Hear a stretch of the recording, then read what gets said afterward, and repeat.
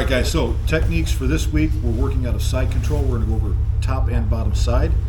Then we're also going to go through submissions for the far side arm, okay? We're going to cover the proper position for side control for top and bottom with proper frames, the 3 sets of frames that you can set up from bottom, and then the far side arm attacks. So for side control top, what we're looking to do is have a knee at the hip and a knee at the shoulder. The person on the bottom, their first set of frames that we'll be doing are the L's. They're going to have a forearm in the hip and then a forearm across the neck. They will not be putting a hand on the hip or the shoulder themselves so that you don't get wrist locked. So when we've got this forearm in the hip, we come in, forearm on the neck. This arm comes under for head control, and we're going to grab under the arm and pull in tight. I want to engage my bicep here and create a bit of a misalignment in the spine by turning his head away from me. This hand is going to come in. You'll notice the knee is in the hip. This is to prevent me from going to mount easily. Insole goes on the inside of the knee. This hand comes underneath the arm, and then we gable grip. This elbow is going to clamp the hip to help prevent them moving around.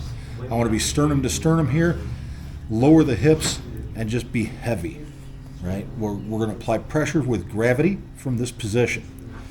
Now, to survive this, the person on bottom, they're going to have this frame that's across the neck, and they're going to be cupping the trap. At any point when they need to relieve the pressure, they just do like an up elbow strike in Muay Thai, where the elbow is going to rotate up, and you'll be forced to lift the pressure off so you don't choke. Okay? To maintain solid pressure, what we can do is we can look toward the hip and get our jaw on the forearm and start to dig under to help prevent any pressure that's going on our neck. Okay?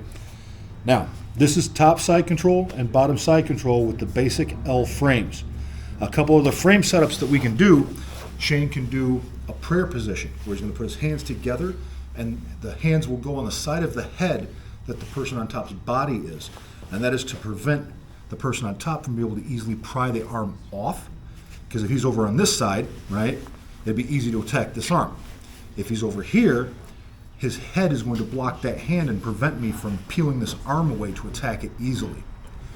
The other grip setup would be what we call meaty hand, meaning this is the meaty part of your hand, and depending on the side that the person on top is on, we want to have the far arm against our chest and the near side arm trapping it down, so that as we apply pressure here, it pins this arm to the chest and you're unable to peel it off easily. Okay, you're required to relieve pressure to get this arm unstuck. If you switch grip, right, again, the pressure's on this near side arm. This arm is easy to attack and peel off, so it's imperative that that far arm is protected, so we put that one on the chest. Now, moving into the far side attacks, what we're going to do is we're going to start with the Americana. So Shane's going to have his standard L grip set up. I'm going to come in, get my side control set up. Now from here, because I want to make sure I keep this compromised in his neck to prevent him from being able to squirm around too terribly much, I'll break my gable grip and secure a deep grip on the lat, almost in the armpit, and then pull his shoulders to me while turning his head away from me. This is going to create a compromise in his spine. He won't be able to be fully lined up to really fight the pressure all that much.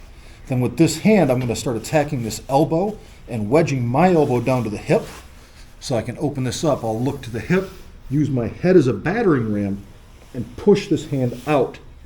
Once this gets released, I can push this down to the mat.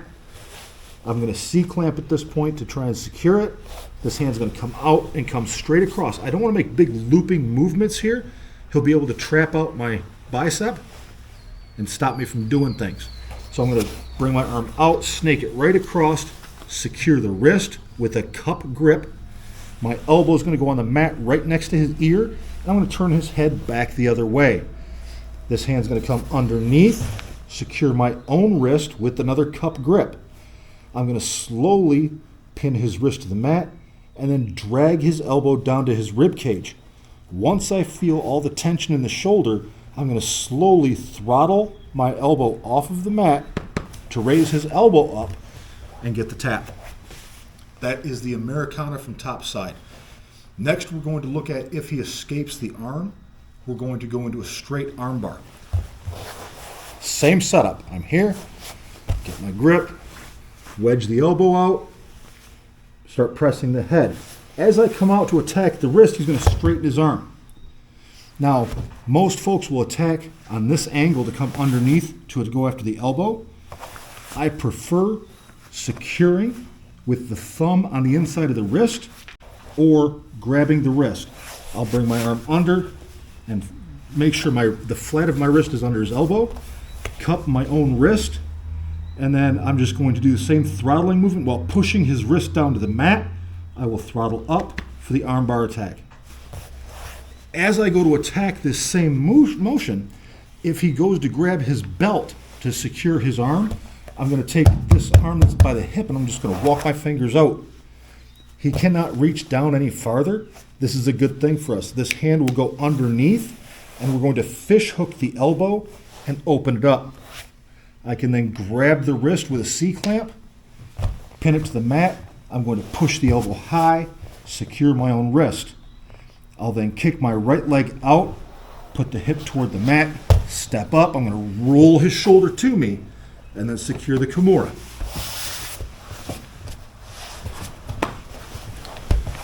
And that there is weak force techniques. Good job, guys, and we'll catch you on the next one.